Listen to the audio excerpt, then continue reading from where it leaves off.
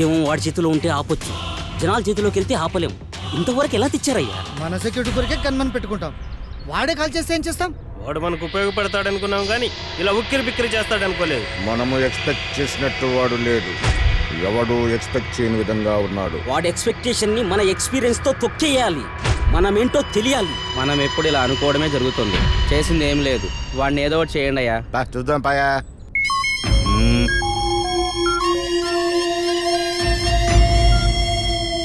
Hello, cobra విహారయాత్రకు వచ్చారా లేక విచ్చలవిడిగా తిరగడానికి వచ్చారా? రిజల్ట్ మాత్రం కనిపించడం లేదు. డేట్ ఇంకా నేను అనౌన్స్ చేయలేదు. చేసినాక మా వాళ్ళు ఎంతమంది టాప్ లిస్ట్ లో ఉంటారో చూద్దురు గాని.